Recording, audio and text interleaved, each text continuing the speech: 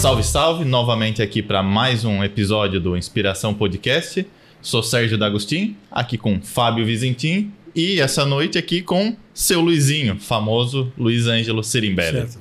Muito boa noite, Luiz Ângelo Sirimbelli. Seja bem-vindo ao Inspiração Podcast. Boa noite. Eu fico muito agradecido pelo convite formulado para que eu estivesse aqui. Agora vamos lá. Eu quero saber o que vocês querem de mim. Então, seu Luizinho, o nosso objetivo na noite de hoje, né? No dia de hoje também, é justamente extrair a história de vida do seu Luiz Ângelo Sirimbelli, mais conhecido como Luizinho, né? De toda a tua parte de filantropia, a parte do conhecimento, a parte que tu inspira as pessoas, né? Que tu auxilia, que tu é um exemplo para nós aqui na cidade, né? Então, essa seria a ideia, de te ouvir, para ser um motivo de inspiração para todos os nossos ouvintes. E essa seria a grande ideia para ficar registrado. Certo. Seu Luizinho, a história do senhor se confunde com a história do Turvo, basicamente. Para que a gente consiga entender, para que a gente saiba melhor da onde surgiu o seu Luizinho de fato, conta pra gente um pouco como que foi a infância do senhor, toda a questão do senhor com a própria educação, porque o senhor estudou em uma época que não era comum estudar de fato e tudo mais.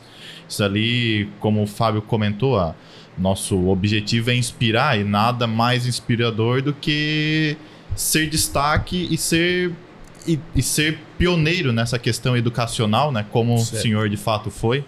Bom, eu posso começar dizendo como eu nasci.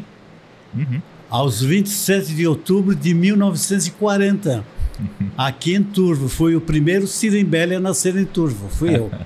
Os meus irmãos nasceram antes lá em Nova Vicença, onde meu pai, vindo do Rio Jordão, lá de Siderópolis, ele foi fixar-se em Nova Vicença, aqui. Mas eu, quando eles vieram para o Turvo, em 39, eu nasci, no final de 39, eu nasci em outubro, né? De 40. Aí me formei ali na infância daquele período. Eram poucos meninos que tinham, né? Porque em 40, né? Já são, vamos completar 84 anos. Né? Uhum. Mas, enfim, a minha infância foi igual daquele período, uma infância muito carente também, né? As famílias não tinham tantas posses. Estudei ali na Escolinha Reunida, onde hoje tem aquelas lojas ao lado das Irmãs Sacramentinas, que ali era a nossa escola, a Escola Reunida, Jorge Schutz, naquele período. Foi ali que eu fiz o primário. Depois eu fui para o colégio onde é o Jorge Schutz hoje, em 53, em 54, eu fui para o seminário, porque eu era coroinha ali na matriz e sentia vontade de ir para o seminário. Fui para o seminário em 54, eu tinha 13 anos, e lá foi um período muito bom, por sinal, naquele período, porque a gente estudava mesmo. Os padres eram bastante exigentes, porque o objetivo nosso era ser padre. Uhum. Então tinha que ter um cabedal cultural bastante grande.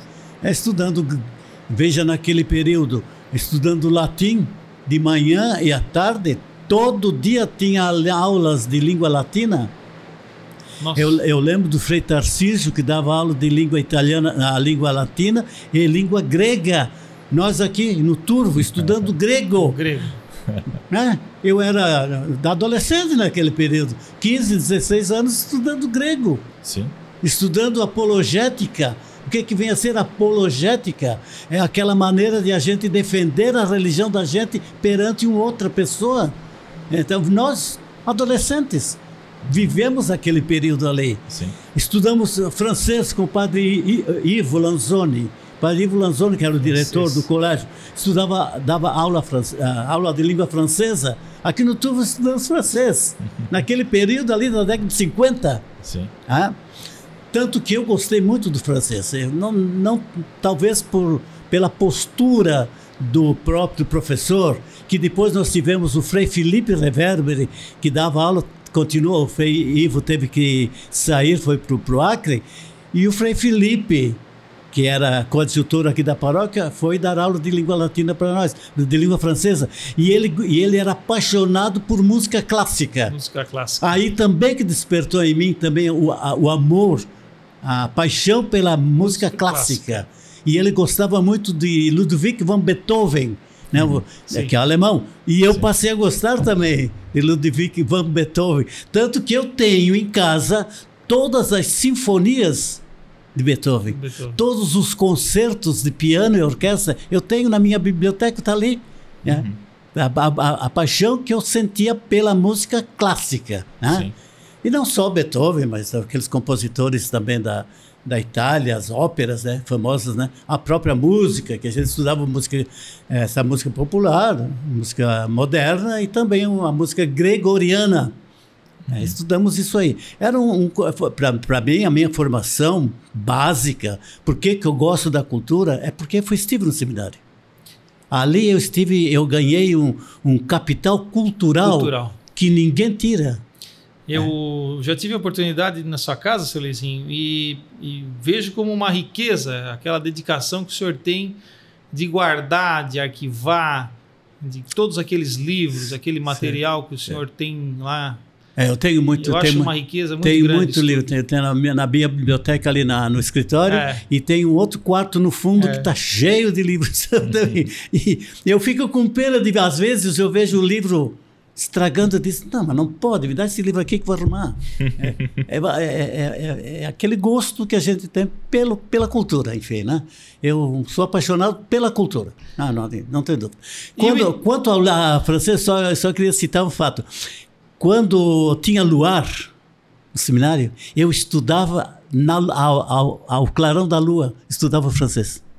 Porque eu gostava da língua francesa. É uma língua bonita, né? Bonita. Depois, quando foi criado o colégio aqui em Turvo, que o Antônio Dandolini criou o colégio secundário de Turvo, eu fui convidado para dar aula de língua francesa.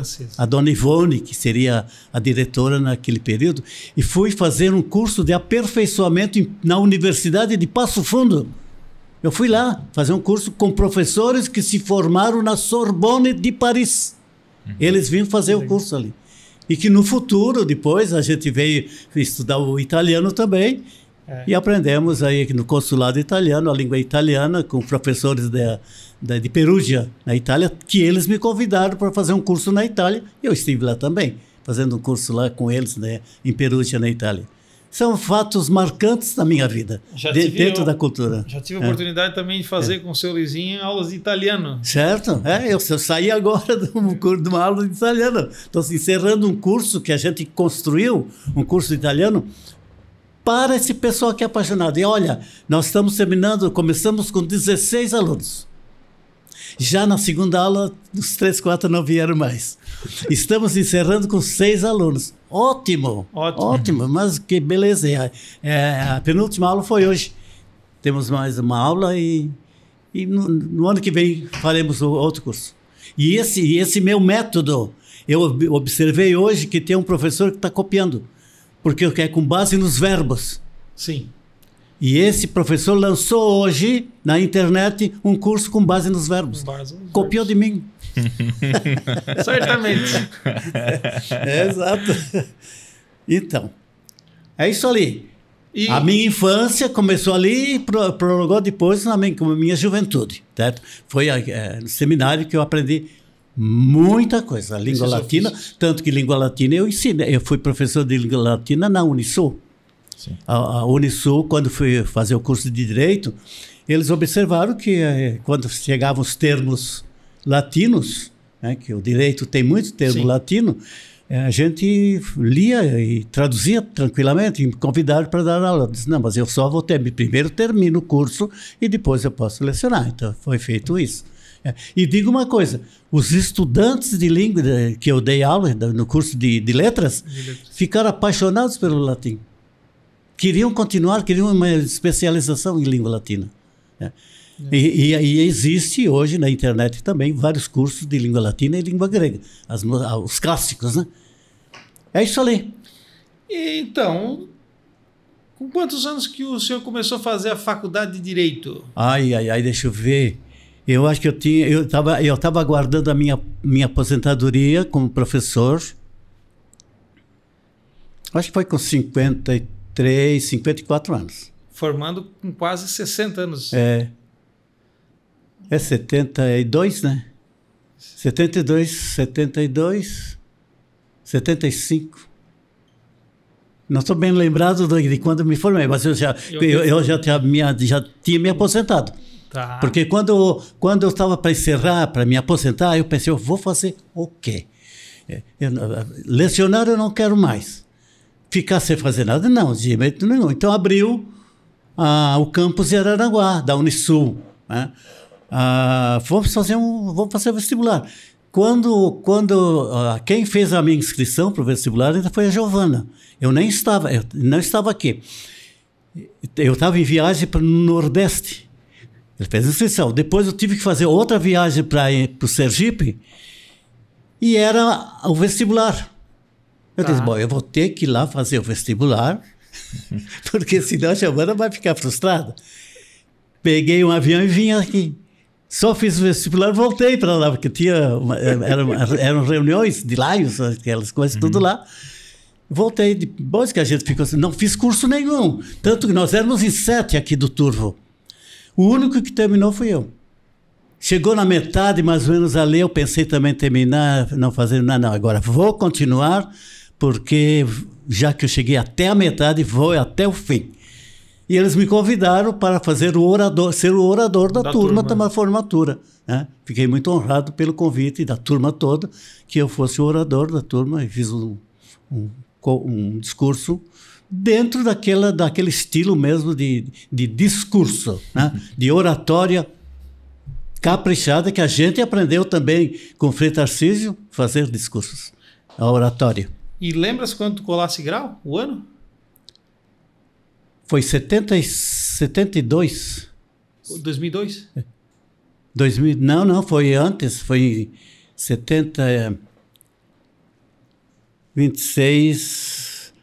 92. 92. A Unisul já tinha Araranguá em 92? Tem, a Unisul, foi a primeira turma, a nossa foi a primeira turma. É a primeira turma. A Unisul. Foi uma experiência interessante também na Unisul, né? E aí, eu já tinha feito, virou advogado? Já tinha feito o curso universitário na antiga FUCRE, que hoje é a Unesc. Né, que eu fiz ciências biológicas, né? Gostava muito de biologia também, que eu trabalho com a vida. Esse foi o primeiro curso universitário que o senhor fez? Foi o primeiro. Se bem que eu revalidei curso de filosofia na Universidade Federal de Santa Catarina e concluí na Universidade de Passo Fundo. Filosofia. Só para a gente entender melhor, então, o senhor terminou o colegial aqui no seminário? Aí eu fui para São José dos Campos. No seminário? No seminário. Em São José dos Campos, no seminário maior. Sim. E lá eu saí, e depois de um tempo que eu fui fazer o vestibular.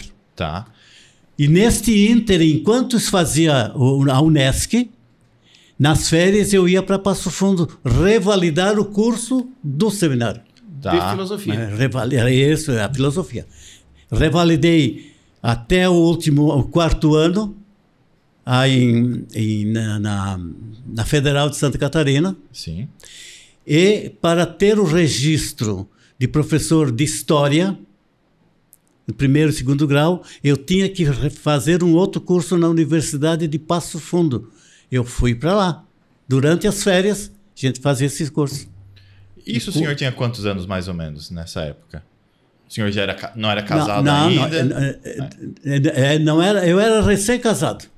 Recém-casado. Perfeito. Em 64, 63, 65. E daí foi quando, nessa época, daí o senhor voltou para Turvo mesmo? Aí fiquei definitivo aqui em Turvo. Em Turvo, dava aula nessa época já? Dando aula no colégio Servos de Maria me convidou para dar aula de língua latina. Dei aula de ciências também, ciências biológicas, química. no Murialdo, em Araranguá, no CICIAR, na época era o CICIAR do padre Perona, padre Hugo, eu dava aula de biologia, né? Substituindo o padre Hugo, ele queria parar de dar aula de biologia, que ele é um biólogo também, ele me convidou para substituí-lo, então eu fui dar aula de biologia para ele, e Meleiro também dei aula de biologia, química, e aqui no Turvo também, vários. Teve um período que eu lecionei 7 disciplinas, 7, foram me dados, né? Naquele período de certa perseguição, sim, né? sim. Então eu tive que lecionar 7 disciplinas. Depois tiraram uma. Eu disse, não, deixa. Queriam tirar uma. Não, eu vou dar, eu quero mostrar que eu sou capaz. Só que quando saía de uma aula de história para de geografia, eu estava falando de história de novo, e na aula de ciências e matemática não, a língua portuguesa, quase todas as disciplinas. Bom, 7 disciplinas. Que espetáculo. Isso já é uma coisa que me surpreendeu, na verdade. Isso para mostrar que eu tinha capacidade, porque eles não queriam tirar, não. Deixa que eu mostro que eu tenho capacidade de lecionar. Uma surpresa aqui é que o senhor é formado em biologia. Essa informação eu não sabia. Sim. Aonde surgiu esse interesse por ciências biológicas? O senhor tinha, eu gostava muito de biologia. O estudo da biologia sempre me foi atraente. Sim. Tanto no colégio, né, quanto no seminário, eu gostava muito da parte de zoologia, da botânica, e mais naquele capítulo da genética. Sim. Eu era apaixonado por genética. Gostava mesmo dessa parte. Então, a biologia sempre me atraiu. E faz muito sentido, considerando que o pai da genética é um padre também, exatamente, né? Então, o seminário, de fato, tem uma ligação muito forte com a parte histórica dessa parte da biologia. Né? O que o seminário me deu de cultura é impagável. Eu tive a felicidade de ter aula com o seu Luizinho de história. História. Mas a história é bonita, né? A história é... hoje, por exemplo, eu escrevo no jornal ali, o Imigrantes, né? Porque eu estou fazendo uma pesquisa que ninguém fez. Essa pesquisa da imigração. Desde o primeiro momento... Desde o começo lá, daqui na região, ninguém fez essa pesquisa. Mostrando por que o Turvo tem essa... Qual era o nome que seria dado para o Turvo no passado? Seria Nova Bérgamo. Era o nome para ser Turvo. Nova Bérgamo. Era Nova Bérgamo, porque os imigrantes, eles quando vinham aqui para o Brasil, eles tinham saudade da região deles. Por isso que tem Nova Pádua, né? Nova Vicença, comunidade. Nova Vicença, Nova Veneza. Nova Trento. Sempre lembrando a região. E aqui era, como a vinda era da região da Lombardia, mais da província de Bérgamo, e do Vêneto, mais da província de Belluno. Então, o maior contingente veio do Vêneto. E um contingente menor, mas também grande, foi da região do Bérgamo, e Bergamaschi, né? Surgiu, qual era o nome para dar aqui? Chamavam de Rio Turvo. Rio Turvo. Mas surgiu a ideia de dar nome de Novo Bérgamo. Mas os beluneses não aceitaram. Ou porque ficaram com ciúme. Por que Nova Bérgamo? Por que está Nova Belluno? Mas Nova Belluno já tinha onde hoje é Siderópolis. Siderópolis era Nova Belluno. E mudou por causa da guerra, né? Durante a guerra, o Getúlio Vargas mandou que todos os nomes fossem de italiano, mudassem sendo um nome português. Sim. Portuguesado. Colocaram Siderópolis devido ao carvão, cider, o aço, né? Siderópolis. Cidade do aço. Sim. E a sua família veio de Bérgamo também? Como que a minha família Sirimbelli veio tudo ali de Bérgamo. Quem que veio da raiz da família do senhor? Quem que veio? Meu avô. Seu avô que veio o Luigi Tirimbelli, que está sepultado em Nova Veneza. Tá. Ele e a Angela Herboit. Tá. Eles vieram no navio, casaram aqui em São Sebastião do Caí, perto de Caxias, e depois eles foram para a Argentina. Tá. Da Argentina subiram para o interior de São Paulo, na época, né, com as plantações de café. Uhum. Lá o meu pai nasceu, em São Simão, na cidade de São Simão, em São Paulo. Mas deu um surto de febre lá na região quando eles voltaram para Nova Veneza. Tá. Vieram aqui para Nova Veneza, que era um núcleo grande da colonização italiana. Uhum. E faleceram ali. Moravam lá no Morro da Miséria, chamado Morro da Miséria, que hoje é Caravaggio, né? Caravaggio. Moravam ali. Depois foram para Veneza, onde tinha o meu tio mais velho, que era o Francisco. O meu nono, os meus nonos ficavam com ele. Estão sepultados ali em Nova Veneza. E o senhor comentou que foi o primeiro Sirimbelli a nascer em aqui Turvo. Em Turvo. Porque o meu pai, meu pai casou lá em Siderópolis. Sim. Em Rio Jordão. Sim. E ele veio trabalhar de sapataria aqui em Nova Vicença e em 39 para o Turvo. E aqui ele está sepultado aqui no E a vida dele foi... Ele foi sapateiro. Que os meus tios também foram assim. Eram sapateiros, né? Uhum. Trabalhavam muito no período das minas, faziam as botas para trabalhar os mineiros. Né? Que interessante. Ô, seu Luizinho, e a tua paixão, assim? Eu vejo que tu tem algumas paixões, né?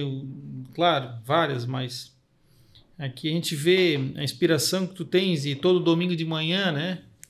Tocar piano na igreja. É o órgão, né? Órgão, né? A questão da música, né? O maestro Luizinho. E a questão do Lions também, né? Tá, então nós vamos falar... São várias paixões, então, né? Então nós vamos falar um pouquinho dessa paixão musical. Quando eu entrei no seminário, tinha um colega que tocava o harmônio, o nome dele, Cinésio Mariotti. Ele tocava muito bem e eu ficava com aquela vontade de tocar também, né? Ele começou a me ensinar alguma coisa lá. Aí eu fui pedir para o Frei Ivo, que era o reitor, se eu pudesse aprender a tocar harmônio. Ele me deixou. Foi a minha alegria, minha alegria. E esse chinês Mariotti me orientou muito.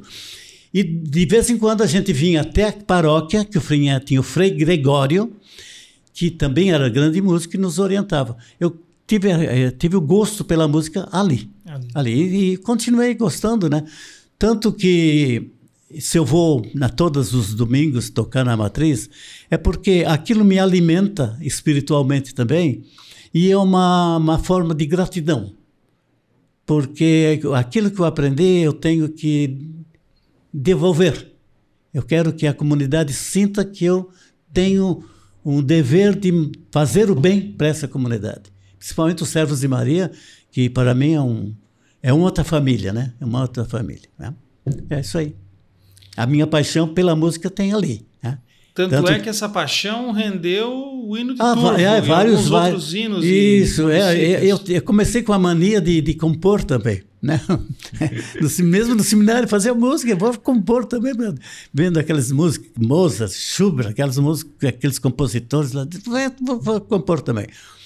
Mas são músicas bem simples, né? Eu não tenho capacidade de compor uma sinfonia, uma ópera, isso não tem.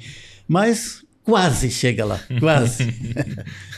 E a gente entende bastante. Nós apresentamos vários oratórios aqui na comunidade. Oratórios. Eu tinha um colega muito bom, que era em Florianópolis, o Acácio Santana. Ele é considerado o Mozart brasileiro, né? Cássio Santana, ele tinha mais de 1000 corais, que orientava mais de 1000 corais no Brasil. Ele ia fazer orientação de corais nos Estados Unidos, em Portugal, e era amigo da gente. Ele me convidava para, de vez em quando, tocar, e ele dirigia e eu tocar. A irmã Miriam Terezinha Colling, de Tubarão, que é de São Paulo, ela ministrava cursos de catequese, de liturgia no mundo inteiro. E quando ela vinha aqui para Criciúma ministrar cursos, ela me convidava para acompanhar nos cursos que ela vinha fazer. Nos cursos. A gente tinha uma certa consideração por aquilo que eu gostava de fazer. Então eles descobriram, vamos convidar o Sirimbelli. Né? Dessa conversa a gente percebe que o seu Luizinho conviveu com muitas pessoas cultas, né? Muitas pessoas inteligentes, né? diferenciadas. Sim, não tem dúvida. E quem foi para o senhor assim, o destaque? Se tem uma pessoa que lhe influenciou positivamente o conhecimento, na parte que tinha assim, essa pessoa tem um conhecimento invejável, assim, que o senhor se lembra? Aqui no Turvo, eu era jovem, né? Eu tinha lá fui para o seminário com 13 anos e saí com 18. Eu fiquei 5 anos convivendo com eles. E depois, quando eu saí, eu convivia muito com Frei Gregório. Frei Felipe, eram pessoas cultas. Naquele período aqui em Turvo, não tinha com quem a gente conviver, né? Depois, quando se saía para cursos fora, tínhamos outros colegas. Me encontrei uma vez com aquele Eleazar de Carvalho. Ele era em Minas Gerais. Ele era o maestro da Sinfônica de Belo Horizonte. E ele me convidou para tocar piano. Eles iam fazer, me convidou para tocar piano. Vai ter no ensaio agora, não tem um pianista. Vai lá e toca isso aqui para mim. Foi. Né? Lá em Belo Horizonte. Essa ali. Teve um coral também que veio de Londrina se apresentar no festival aqui em Criciúma. Eles não trouxeram pianista, o pianista não pôde vir. Entraram em contato. Onde é que encontramos um pianista ali? No Turvo tem. Fui acompanhar o coral, me convidou para comprar o coral e quiseram me pagar. Eu disse, pelo amor de Deus, isso é uma cultura, eu não quero nada, mas quiseram me pagar. Porque eu fui lá. Até um ponto bem interessante isso dali, a ligação do senhor com a cultura e principalmente com a entrega do seu tempo, de fato, para coisas sociais, para a comunidade em si, que acaba se confundindo com muitas histórias, como, por exemplo, a história do Lions. O senhor esteve desde o início aqui, né? Mas antes, em termos da música, ainda eu queria mostrar para vocês o que nós construímos em Caravaggio, que foi o coral Os Peregrinos da Montanha. O Sírio Milanês, que foi meu colega de turma no seminário. Foi meu colega. No encontro lá, no casamento que houve em Caravaggio, o pessoal começou a cantar. E eu falei, Sírio, vamos organizar um coral aqui, um coral tipo alpino, aqueles corais dos Alpes, da Itália. Não deu outra. Hoje até os peregrinos estão indo para a Argentina, foram para a Itália se apresentando. É de Caravaggio, aqui pertinho. E cantam com amor, aquela vontade, no estilo alpino. Tanto que o Benedetto Fiori, que era o maestro de uns vários corais da Itália, vinha dar orientação aqui para eles. E eu ia junto. Fizemos um curso junto. Às vezes o pessoal daqui do Turvo não sabe essas coisas. Não sabe, que eu guardo tudo no meu coração. O senhor é de uma época que não existia rede social, então para divulgar essas coisas. Mas a família sabe quanto eu me dedico para a cultura. O seu Luizinho também sabe que eu cobro do seu Luizinho um livro, né? Faz tempo já. Tem bastante coisa escrita. Tem bastante coisa escrita, mas... coisa. Não publicada ainda. Tem que publicar? E a respeito do Laios. Quando o Araranguá pensou em fundar o Lions Clube de Turvo, foi em junho de 64. Eles vieram perguntar quem podia, me procuraram também. Olha, vou organizar o Lions. Nós éramos 2 solteiros naquela. Era eu e o Dalney Búrigo. O Dalney Búrigo veio falecer logo em seguida, né? E eu continuei ali. Até hoje, faço parte do Lions. Né? Fui 7 vezes presidente do clube e 2 vezes governador do Lions, governador do distrito. Isso é, os clubes se reúnem e convidam alguém para dirigi-los. Uma vez me convidaram, foi. Logo em seguida queriam que eu fosse de novo, não aceitei. Queriam de novo, não. Só depois de 25 anos fui de novo. Porque era a vez nossa e ninguém se mostrou, eu queria, vou eu de novo. E eu fui tesoureiro do governador. Fosse o meu tesoureiro. Com muita eficiência. Na segunda vez. Na primeira vez foi o Haroldo. A casquinha, que era uma coisa louca. Mas olha, o Lions, o Turvo aqui, tem todas as comunidades onde tem Lions, tem progresso. O Lions participou de várias entidades. O ano passado, Não, deixa eu ver, é esse ano. Não, esse ano é. Esse ano é 2024, 64 são 60 anos, né? 60 anos. O Haroldo era o presidente.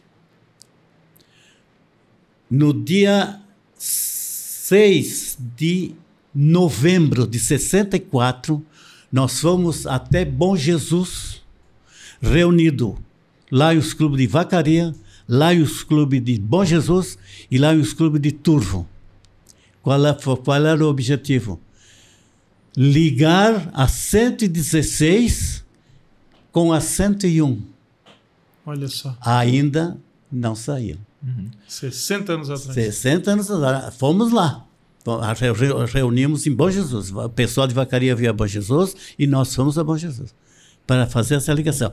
O governador era o Guazelli, que era de Vacaria, que não fez nada. E devia...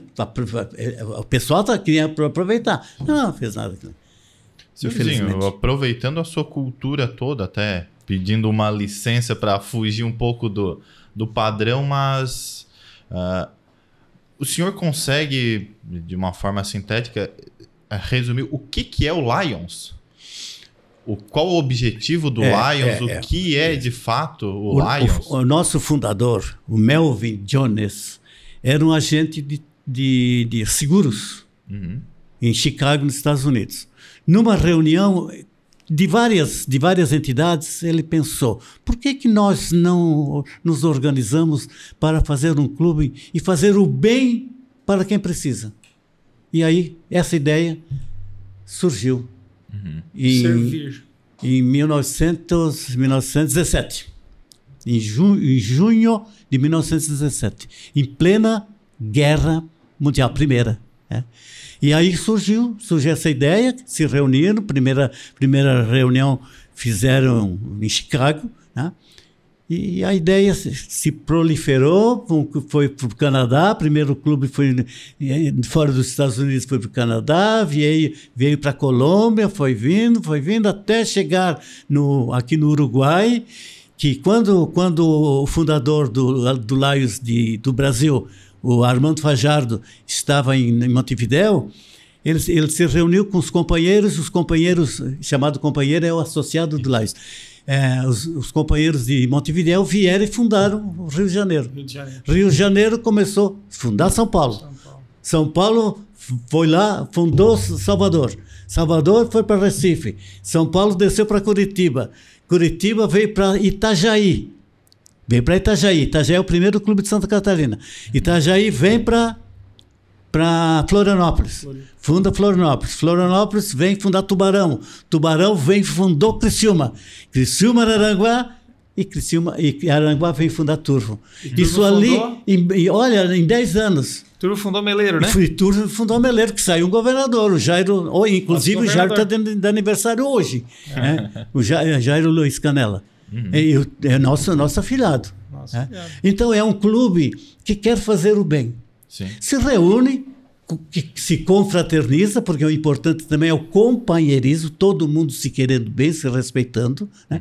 Cada um tem o seu parecer, e na hora do juramento, eles dizem que tem que respeitar a opinião de cada um, e, enfim, trabalhar para o bem. O Lions tem algo importante que o seu Luizinho já falou, que quando vai lá na missa servir, né, tocar o conhecimento que ele tem, repassar o conhecimento que ele tem, que ele sente necessário isso, era o pensamento do fundador Melvin Jones. Sim, ele pensou assim, se nós temos uma condição de ajudar e conseguir, às vezes, pensar um futuro melhor para as pessoas, enfim, por que não usar essa capacidade que a gente tem de servir? Porque nem todas as pessoas às vezes conseguem andar com as próprias pernas, né? Ou às vezes não tem um direcionamento, que às vezes alguma outra pessoa tem uma facilidade maior. Então essa foi a preocupação, acredito, a grosso modo falando, né? Mas, e simplificamente falando, mas quero dizer assim, que foi a ideia dele. Vou usar o meu conhecimento, a minha cultura, a minha disposição e vou fazer isso em servir o próximo. Exatamente. Tanto que o nosso lema, né? O lema internacional, o lema no mundo é nós servimos. É o lema internacional. Uma coisa que eu acho interessante, até que o seu Luizinho falou agora há pouco tempo, e me veio em mente, basicamente da cultura judaica, cultura hebraica. No hebraico, por exemplo, não existe a palavra. Um judeu, por exemplo, antes de beber qualquer coisa, ele faz um brinde e sempre vai falar lehain. Le seria a e hain, vidas, no plural. Porque em hebraico, por exemplo, na língua hebraica, não existe a palavra vida no singular, somente palavra vidas no plural. O conceito por trás disso seria: não existe uma vida só. Só existe vida a partir do momento que existe mais que uma e que se confraterniza, que se reúne para, de fato, fazer o bem, fazer coisas boas. Certo. E o Lions no Turvo mesmo é um exemplo. O Dr. Haroldo esteve com nós agora há pouco tempo e contou algumas conquistas que a cidade obteve, basicamente de pessoas que estavam reunidas e decidiram fazer coisas. A vida do Banco do Brasil foi Lions, né? Sim. Aqui essa capela mortuária, que é também, quanta coisa, o APAI. Então, por isso o nosso lema é nós. A Sersu também teve algum... O Lions também teve Mas alguma muito provável, né? muito provável que naquele período das fundações ali, o Lions sempre estava junto. Tinha algum companheiro junto, representando. Tanto que o nosso lema é nós, não é eu servo, é nós servimos. Nós está em coletivo, então nós todos servimos. E a agilidade também, porque o Lions é a instituição que normalmente chega em primeiro. Em primeiro lugar, não tem dúvida. Quando tem qualquer catástrofe, tragédia. Agora, nessa enchente aqui do Rio Grande do Sul, a primeira entidade internacional que mandou recursos foi o Lions. Mandou para os 4 distritos que tem no Rio Grande do Sul. Principalmente ali o LD4, que é a região ali do centro, onde deu o forte da enchente, mandou, não posso dizer, 100 milhões de dólares para os 4 distritos. Sim. Foi a primeira entidade que mandou, e os governadores que vão distribuir. Aquela vez também, quando o seu Lizinho era governador, em Tubarão... Sim, no Vendaval. No mesmo dia ou no dia seguinte já tinha o recurso disponível. Exatamente, a gente encaminhou. Encaminhou um pedido, eles... com base na documentação que também a prefeitura fornece, né? Você tem que ter aquela calamidade pública, né? Tem que ter, senão, sabe, trabalhar com os americanos não é sério. Eles têm recurso. Sim. Mas eles querem seriedade nisso aí tudo. O próprio Hospital de Olhos ali em Palhoça... Esse trabalho do Hospital de Olhos ali também é todo movimento do Lions, dos clubes de Lions. Mas o nosso clube de Turvo foi um dos que mais colaborou. Sim. Lions Clube de Turvo. E já está em funcionamento. Isso. O Lions Clube de Turvo também acho que é o número de sócios, salvo o menor engano, mas é o maior do estado. Um dos maiores. Do LD9, certamente. Um dos maiores. Já esteve maior, teve mais, mas nem todos conseguem, às vezes tem que sair, tem os seus momentos particulares, né? Então a gente tem que respeitar. Nós não forçamos ninguém a entrar, não forçamos ninguém a sair. É livre, né? Tanto que uma parte do lado, por que é L de liberdade, o I de inteligência, ordem, nacionalidade e serviço. É livre. Não quer participar mais, a gente fica com pena, lamenta, mas é livre. Isso muitos vão e voltam, né? Exatamente, sente saudade. São momentos, né? É bom servir. É bom ser útil à comunidade. Eu me sinto bem. Quando alguém me convida para fazer alguma coisa, eu fico eufórico, gosto disso aí. Que bom. Isso é uma grande inspiração. Exatamente. Inclusive é uma surpresa grande quando o senhor falou a idade do senhor, né? Ninguém imagina que o senhor tem a idade, tem a história, tem a bagagem que o senhor tem, né? Porque o senhor está sempre ativo, está sempre servindo, está sempre participando de a gente fala projetos sociais, não no sentido tão literal da palavra, mas junto com a igreja, junto com o Lions, está sempre ajudando alguém ou alguma causa, né? Eu não me sentiria bem sendo inútil. Uhum. Eu quero ser até o fim de utilidade para alguém. Esse é o meu objetivo de vida também, né? Sim. Eu estava fazendo uma lembrança aqui, claro que depois o seu Luizinho vai ter que me ajudar, mas foi seminarista? Sim, Foi professor? Sim. Advogado? Sim. Vereador? Foi 2 vezes. Vereador. Nas 2 vezes fui presidente de Câmara. Presidente de Câmara? Músico? Sério? Também foi presidente do Lions, governador do Lions, que é um título honradíssimo, né? Eu acho que dentro do Lions, o cargo maior de um distrito é ser governador do Lions. Presidente de divisão, né? E quantas outras coisas eu me esqueci, né?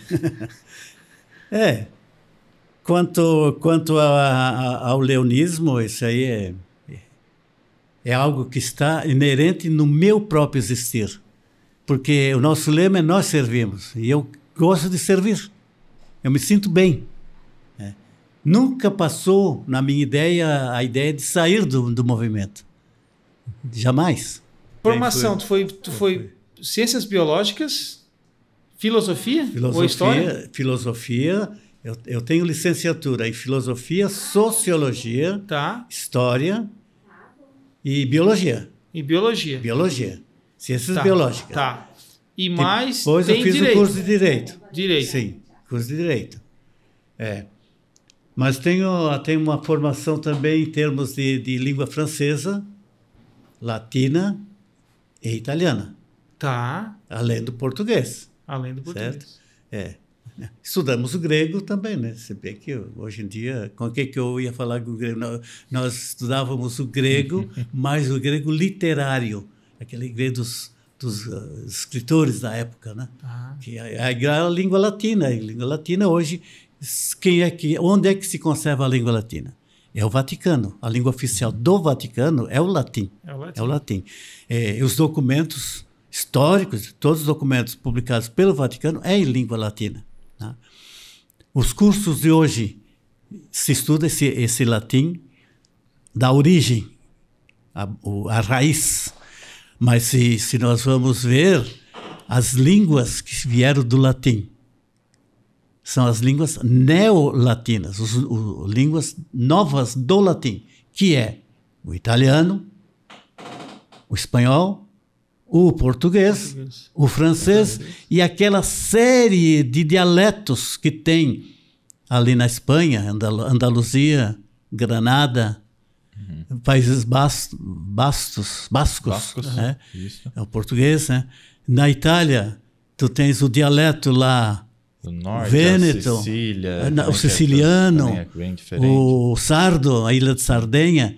São todas elas originárias do latim. E se tu parte lá para a Romênia, também lá a língua da Romênia, os romanos chegaram lá. E também os romanos, eles quando invadiam um país, eles não terminavam com a língua. Eles aproveitaram o linguajar deles e colocando a língua latina junto. Por isso que houve a língua portuguesa, que respeitou-se o que o português falava junto com o latim. O francês é um pouquinho mais diferente, porque o francês sofre a influência dos anglo-saxônicos ali. O inglês, o alemão, o holandês, o eslavo. Então já é um pouquinho diferente, mas tem uma série de palavras latinas. O francês também é uma língua neolatina. A Gália, a antiga Gália, né? Os gauleses. Né? Bonito. O grego, o motivo de se estudar o grego aqui naquela época era devido à tradição católica ter ido para aquela região? A primeira Bíblia, se eu não me engano, foi traduzida para o grego, né? Exatamente, São Jerônimo. Sim. Passou para o grego e depois veio para o latim. Sim. O latim já facilitou mais. Mas estudar o grego era cultura. Cultural. Era cultura. Os gregos também têm houve a dissidência, né? A igreja latina e a ortodoxa. Sim. A ortodoxa parte para o grego, né? A religião grega, os gregos. Sim. Então tinha o estudo para essas situações. Estudando aqui no Turvo, em 1958, 59, ali, ó. Tá, então deixa eu aproveitar Pelo um pouco amor de a Deus. cultura do Que seu beleza. Luizinho aqui, então. Que é uma dúvida que eu tenho com relação à nossa religião de fato, à Igreja Católica. Antes de toda aquela da Revolução Protestante e tudo mais. Do Martim Lutero. Isso, antes disso, a Igreja Católica em si, ela teve não sei se chamaria cisão, mas tem a Igreja Católica, a russa, a ortodoxa russa e tudo mais, e tem a nossa aqui, que é a romana. Quando que surgiu isso? Da onde Foi ali pelo 1500.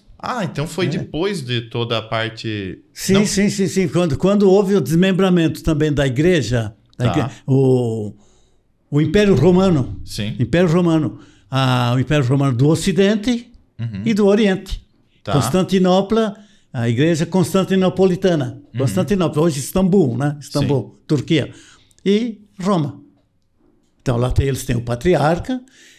Há pouco tempo o Papa Francisco com o patriarca da Constantinopla se uniram. Então, eles estão tentando a unificação. Sim. Hoje em dia não tem mais aquela rivalidade que de um tempo que não podia ter um padre se era católico, outro protestante, não queriam nem saber, era briga. Não, hoje em dia não. Hoje em dia se procura o ecumenismo. Sim. Unir, vamos conversar, né? Aquelas reuniões ecumênicas que tem, né? Sim. Eu me lembro, nesse período que eu fui diretor da UCRE, também em Araranguá, né? Dirigindo a educação no Vale do Araranguá. Fiquei 5 anos fazendo esse trabalho. A gente sempre procurou também, nas escolas dar aula de religião. Não se deve dizer dar aula de religião católica, é religião. Mostra o que é religião. Religare. É o contato transcendental nosso. Né? Nós, como humanos, temos que... Não é só o físico, não é só a matéria. Nós temos algo além. Então, nós temos que cuidar com essa situação. Tanto que sempre quando nós indicávamos algum professor de religião, nós procurávamos conversar com o pároco, com o pastor, para ver qual é a sugestão que eles davam para quem? Alguém que tenha essa coisa, essa religiosidade. Não é qualquer aventureiro que vai dar aula de religião. Não é por ali. Sim. Tem que ter cuidado com isso aí. Porque é algo que o professor vai contactar com o aluno, com o jovem, com a criança, de algo sublime. Tem que ter muito cuidado. Seu Luizinho, algo que me chama a atenção, né? O teu conhecimento cultural, isso já tenho conhecimento de que tu tens, mas cada encontro que a gente senta para conversar, tu sempre me surpreende com algo novo, com conhecimento novo, com histórias novas, né? Que me surpreende positivamente, né? Até onde chega o conhecimento, né? Muita coisa eu esqueço, muita coisa não estou lembrado agora. Mas é uma memória muito boa, né? Pela idade, pela forma como fala, se expressa, nos trouxe muita riqueza hoje aqui nesse encontro, né? E ficamos muito felizes, né?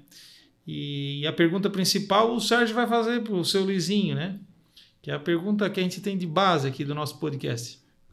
O senhor contou boa parte da história do senhor aqui, contou... eu acho que se tem uma palavra que resume toda essa conversa aqui é a cultura e a paixão pela cultura de fato. Então, basicamente para as próximas gerações, gerações turvenses, como o senhor fez a sua base aqui, mas considerando as próximas gerações, que conselho o senhor dá para elas, algo que inspire ou que paute esse futuro, essa vida dessas pessoas? Bom, eu diria que primeira coisa que o jovem que quer vencer na vida, ele tem que gostar da vida. tem que saber viver e aproveitar a fase. O estudo, ele é fundamental, o estudo. Deixar um pouquinho os divertimentos um pouco exagerados e levar mais a sério a vivência do bem, fazer o bem, sentir-se útil na comunidade, participar junto com a comunidade, amar a família, respeitar os idosos, porque enfim, o idoso tem uma experiência, né? E esse respeito, essa reverência ao idoso é motivo de orgulho. É orgulho, é um privilégio a gente ficar velho. É um privilégio. Quanto jovem que se perdeu, né? Ou perdeu-se também através de aventuras, exageros no trânsito, essas coisas tudo ali, que se perdem. Então, procuramos ser velho, que vale a pena ser velho. Eu me sinto muito bem. Jovem. É um privilégio. O velho é um jovem que deu certo. É isso aí. Muito obrigado. Obrigado, seu Luizinho.